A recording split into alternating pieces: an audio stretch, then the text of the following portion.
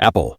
Apple started in 1976 in a small garage, founded by Steve Jobs and Steve Wozniak. Their goal was simple: make computers normal people could actually use. In 1984, they launched the Macintosh, one of the first computers with a friendly screen instead of just text. It was different, but it was expensive. While Apple focused on design, Microsoft focused on spreading Windows everywhere. By the mid-1990s, Apple was struggling badly. In 1997, the company was losing over $1 billion a year and was close to collapsing. That's when Steve Jobs returned. Instead of making dozens of products, he cut everything down to a few. In 1998, Apple released the iMac, then the iPod in 2001, then the iPhone in 2007. Apple didn't just sell devices, they built an ecosystem. Today, Apple is worth over $2 trillion. Microsoft.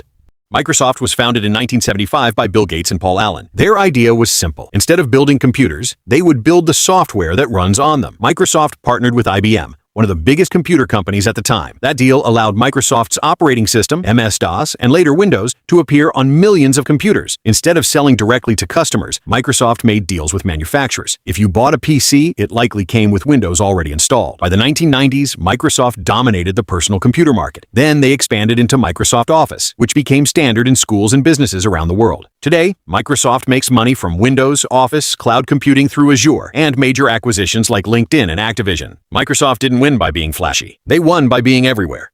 Amazon.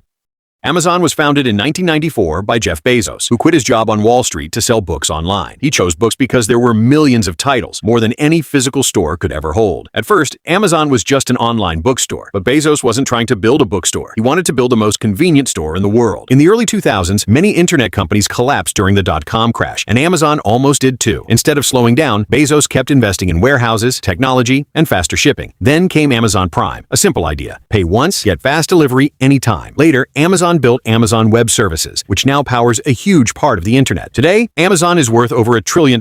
It didn't win because it sold books. It won because it made buying things easier than anyone else. Coca-Cola.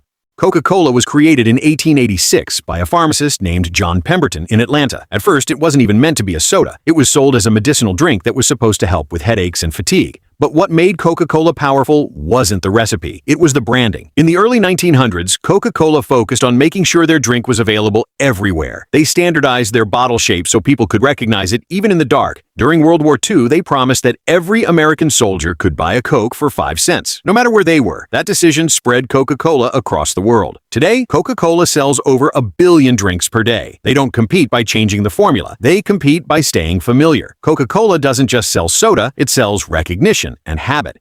McDonald's.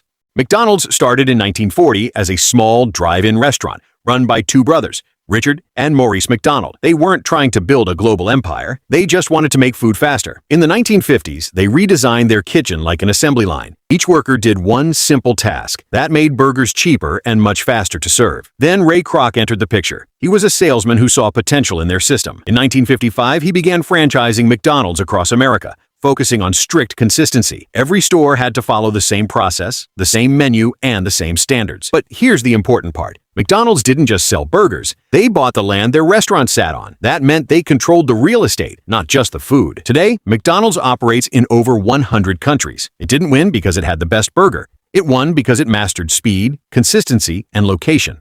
Google.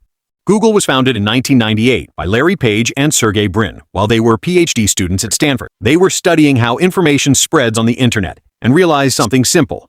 Not all websites are equal. Some are more trusted than others. At the time, search engines like Yahoo and AltaVista showed results that were cluttered and often inaccurate. Google built a system called PageRank, which ranked websites based on how many other sites linked to them. The more trusted links a page had, the higher it appeared in search results. That made search feel clean, fast, and reliable. But here's where the real business began. Google didn't charge users to search. Instead, they introduced AdWords in 2002. Companies could pay to appear at the top of search results when someone searched for certain keywords. The more people searched, the more valuable those ad placements became. As the internet grew, Google grew with it. In 2006, Google bought YouTube for $1.65 billion, a deal that many thought was overpriced at the time. Today, YouTube is one of the largest video platforms in the world. Google also launched Android, which now powers the majority of smartphones globally. That gave them control over mobile search and mobile advertising. Today, Google processes billions of searches per day and generates hundreds of billions of dollars in revenue. NVIDIA. NVIDIA was founded in 1993 by Jensen Huang, Chris Malachowski, and Curtis Preem. At the time, most computer companies were focused on making general-purpose processors, but NVIDIA chose something more specific: graphics. In the 1990s, video games were becoming more advanced, and computers needed better graphics performance. NVIDIA built graphics processing units, or GPUs, designed to handle visuals much faster than regular CPUs. In 1999, they released the GeForce 256, which they called the world's first GPU. It was a big moment because it made 3D graphics smoother and more realistic for gamers. But gaming wasn't the final goal. Over time, engineers realized GPUs were extremely good at handling parallel tasks, the kind needed for artificial intelligence and machine learning. While other chip companies focused mainly on CPUs, NVIDIA doubled down on GPUs. When AI exploded in the 2010s and 2020s, NVIDIA was already positioned to supply the hardware powering it. Today, NVIDIA is worth over $1 trillion and plays a major role in AI development worldwide. They didn't try to dominate everything. They focused on one powerful idea, and it became essential.